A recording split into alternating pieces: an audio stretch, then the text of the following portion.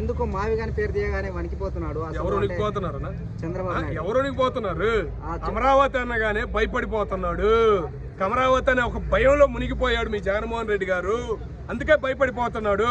మళ్ళీ మావిగాని అన్నాడు, అదే మాట మీద నిలబడాలి కదా, ఎలక్షన్లోకి వెళ్తాను అన్నాడు. మళ్ళీ రెండో రోజు విజయవాడ వెళ్ళి, విజయవాడ ఎందుకు ఉండకూడదు రాజధాని, విజయవాడే రాజధాని అంటున్నాడు. మరి ఏం మాటలు మాట్లాడుతున్నాడు, ఏం కాదా ఏంది? దాని మీద క్లారిటీ తెచ్చుకోమను. ఇంకా 3 సంవత్సరాలు ఉంది, దాని మీద క్లారిటీ తెచ్చుకుని రమ్మను. 29 ఏదైనా అవకాశం ఇస్తారు. రప్ప రప్ప అని నేను వాళ్ళు అనుకున్నారు, చూసావా? రప్ప రప్పలాగా అనుకున్నారు జుట్లు పట్టుకుని. అది మీ వైసీపీ పద్ధతి విధానం అనేది. ఇప్పటికైనా మారాలి. ఆ టీడీపీ నుంచి వచ్చిన గోండాలను తీసేసి ఒక పార్టీ పెట్టుకోమను, ఒక నాయకత్వం అనేది నేర్చుకోమను, నాయకుడి లక్షణాలు నేర్చుకోమను అని అందరూ అంటున్నారు. అది టీడీపీ నుంచి వచ్చిన గుండాలు అని మీరే అంటున్నారు. అంటే టీడీపీలో ఉన్న వాళ్ళందరూ గుండాలేనా? టీడీపీలో ఉన్న వాళ్ళు గోండాలు కాబట్టి వాళ్ళు తరిమేశాం కదా, వాళ్ళని స్వాగతించారు. పనికి మాలిన వాళ్ళు మీరు, వాళ్ళు గోండాలుగా తయారవుతున్నారు, రాష్ట్రాన్ని నాశనం చేస్తారని బాబు గారు తరిమేశారు వాళ్ళని మీరు స్వాగతించారుగా. వాళ్ళు ఎందుకు స్వాగతించారు? మీరు మీదే తప్పు కదా. మరి వైఎస్ పరువు తీసేశారు, పేరు తీసేశారు. వద్దులే, వాళ్ళు ఆయన పుట్టినరోజు కాబట్టి ఆయన అనకూడదు. అది పరిస్థితి. ఆ గూండాలే రాజకీయం మాకు నేర్పించిందే చంద్రబాబు అని అంటున్నాడు. అంటే అసలు గూండా చంద్రబాబు అని అనుకోవచ్చా? ఎట్లా అంటావు నువ్వు? వర్గాలు ఎట్లా అంటావు నువ్వు? నోటికి వచ్చినట్టు మాట్లాడి అసెంబ్లీ పరువు తీసింది ఎవడు? జగన్ గారు ఉండారని అండతోనేగా వీళ్ళు మాట్లాడిన మాటలు అని అంటారు అందరూ. జగన్ గారి మీదే నెడతారు కదా. వైసీపీ అని కానీ గుర్తొచ్చేది ఫస్ట్ ఎవరు? జగన్మోహన్ రెడ్డి గారు గుర్తొస్తారు. మరి ఎవరిని తిడతారు? ఆయనే తిడతారు. అది పరిస్థితి. సో ఇప్పుడు 2029లో మావిగంతోనే వస్తాను, దమ్ముంటే మీరు అమరావతిలో రావండి అని చెప్పేసి అంటున్నారు. దమ్ము ధైర్యం అనేది ఉంటే ఆ మావిగంతోనే రాండి జగన్మోహన్ రెడ్డి గారు. మీకు ఎన్ని సీట్లు వస్తాయనేది మీకు అర్థమయ్యేది. అప్పటికైనా తెలుసుకుంటారు అమరావతి అంటే ఏంటి. అమరావతి అంటే మావిగన్కి ఏం దూరం లేదు సార్. ఏం సార్ మావిగన్ అంటే ఏం సార్? అసలు ఏం మాట? రీసెంట్గా ఎవడో ఫోన్ చేశారు, సార్ మావిగన్ అంటే ఏ బస్సు ఎక్కాలి సార్ అని అంటే అది చెప్పలేకపోతున్నాడు ఎవడో సలహాదారుడు. మరి అట్లాంటి పరిస్థితులు తయారవుతున్నాయి. ఇప్పటికైనా లోక జ్ఞానం అనేది తెచ్చుకుని మాట్లాడితే జగన్మోహన్ రెడ్డి గారికి భవిష్యత్తు ఉంటుంది అంతే. ఇప్పుడు నెక్స్ట్ 2029లో మేమే వస్తాము జగన్మోహన్ రెడ్డి అంటున్నారు. మరి ఇప్పుడు ఎట్టి పరిస్థితిలో అవకాశం లేదు జగన్మోహన్ రెడ్డి గారికి. ఎందుకు ఆ మాట అంటున్నానంటే, ఇప్పుడు కూడా రాజధాని అనేది స్వాగతించట్లేదు. నువ్వు వైజాగ్ మీద ఉన్నా కూడా నీకు ఏదైనా నమ్మకం ఉండేది 29కి. ఇప్పుడు వైజాగ్ అనగానే రిపోర్టర్, సార్ మా వైజాగ్ ఏం చేశారంటే మాట్లాడుకుని వెళ్ళిపోయి. ఇప్పుడు వాళ్ళు మొత్తం వాకౌట్ అయిపోయారు. ఇప్పటికైనా అర్థం చేసుకుంటున్నారు. అమరావతిలో జరిగే పనులు చూస్తున్నారు. అభివృద్ధి అనేది పరిగెడుతుంది. కేంద్రం నుంచి వచ్చే రూపాయి ఉపయోగిస్తున్నారు.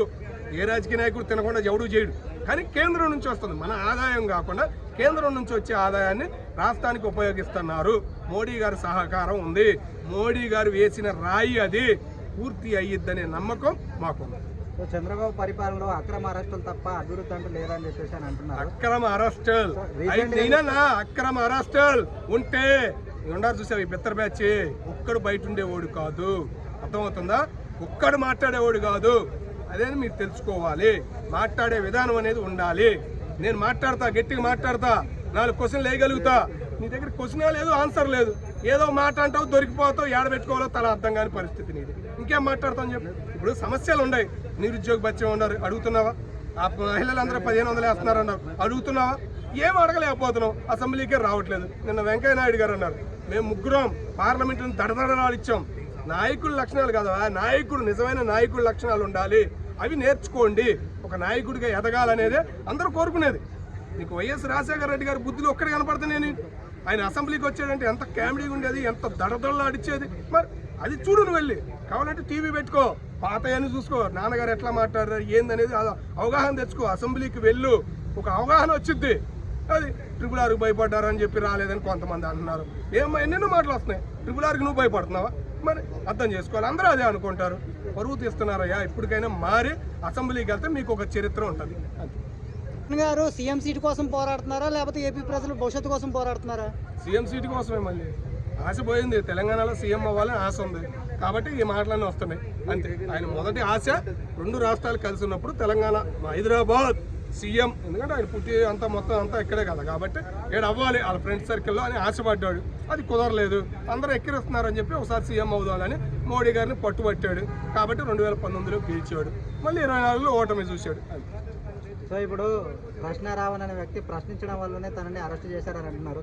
ఇదే కిరాకార్పి నోటికి వచ్చినట్టు మాట్లాడాడు, మేము వచ్చిన తర్వాత రప్ప రప్పే అని అంటున్నారు. దాని గురించి ఏం చెప్తారు? కృష్ణారావు ప్రశ్నించాడు. సాయంకాలం కోర్టుకి వెళ్ళాడు. ఏం ప్రశ్నించాడయా, ఎందుకు ఈ పనికిమాలిన కేసులు అని చెప్పి జడ్జి గారు వెళ్ళిపోమన్నారు. ఇంకొక చోట కేసు పెట్టారు, ఆడికి వెళ్ళేది అదే పరిస్థితి. 4 కేసులు ఆంధ్ర వాళ్ళు పెట్టింది. ఓకేనా, 4 కేసులల్లా ఫోన్ డేటా తీస్తే వాడు ఒక స్మగ్లర్ అని చెప్పేసి మొత్తం డేటా అంతా బయటకు వచ్చింది.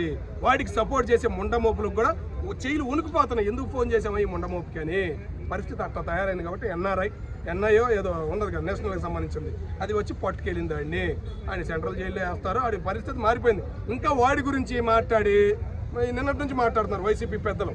మాట్లాడి చండాలం అవుతుంది తప్ప ఏం లేదు. మరి ఏం ప్రయోజనం ఉంది? ఇప్పుడు మాట్లాడాల్సిన టైం ఎప్పుడు? ఆయన ఫస్ట్ రోజు కోర్టుకు తీసుకెళ్ళినప్పుడు మాట్లాడాలి. ఆ రోజు ఏం మాట్లాడారా? మాట్లాడలేదు. మరి కిరాకారికి అంతకంటే ఎక్కువగా దారుణంగా మాట్లాడతారు కదా మరి. ఎప్పుడు మాట్లాడాడు? ఏం మాట్లాడాడు?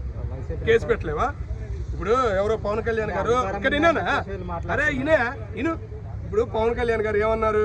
ఎవరైనా చండాలంగా మాట్లాడినా, నీచంగా మాట్లాడినా కేసులు పెట్టండి అన్నారు. రీసెంట్గా ఆమె ఎవరు, ఆ పేరు ఏదో ఉంది కదా, పిల్లకి అన్యాయం జరిగింది 2017లోనే 18లో జగన్మోహన్ రెడ్డి గారు చేస్తా అన్నారు, వీళ్ళందరూ చేస్తా అన్నారు, చేయలేదు. అది వెళ్ళింది, కేసు పెట్టింది. పవన్ కళ్యాణ్ గారి మీద కేసు పెట్టింది. నీకు దమ్ముంటే కిల్లర్ మీద పెట్టు, అందరి మీద పెట్టు. ఇప్పుడు దాకా ఒక కేసు వచ్చిందా? ఎంత అయింది? ఇప్పుడు 4 రోజులు అయిపోతుంది. ఒక్కడైనా పెట్టాడా? మాట్లాడే విధానం ఉంటుంది. కిల్లర్ ఎందుకు మాట్లాడాడు? రోజా మీద కానీ మిగతా వాళ్ళ మీద ఏం మాట్లాడు? వాళ్ళు మాట్లాడిన మాటలు విధానం మీదే మాట్లాడాడు. కొడాలని గురించి ఎప్పుడైనా కిల్లర్ మాట్లాడాడా? మరి రోజా మాట్లాడిన విధానం చూసే వాడు మాట్లాడాడు. దానిలో తప్పేముంది? ఏదైనా కానీ మాట్లాడే విధానం ఉండాలి. ఒక ముఖ్యమంత్రి వాళ్ళు ఎవరైనా కానీ, ఆంధ్ర రాష్ట్ర ముఖ్యమంత్రి అంటే ఆ ప్లేస్కి విలువ ఇవ్వకుండా ఏం మాట మాట్లాడుతున్నాడు? ఆ బేవకు నేను అంట. మరి అనాలి, అట్లాంటి వాడిని క్షమించాలంట. అంటే ముందు బూతులు తిట్టి తర్వాత క్షమించమంటే వదిలేయాలి యాదవులు మేము. మరి ఎప్పటికైనా తెలుసుకుని అవగాహన పెట్టుకుని మాట్లాడాలి. వాళ్ళు పదవుల్లో ఉండాలి. ఒక ఎమ్మెల్యే కానీ ఏదైనా గెలిచిన పదవుల్లో ఉండే విలువ ఇవ్వాలి. వాళ్ళకున్న ప్లేసులకి విలువ ఇవ్వాలి. వాళ్ళని తిట్టుకుని పర్సనల్గా నువ్వు తిట్టుకో, కానీ మీడియా ముందుకు వచ్చి నోటికి వచ్చిన మాట్లాడితే ఎట్లా? చూసుకోవాలి కదా.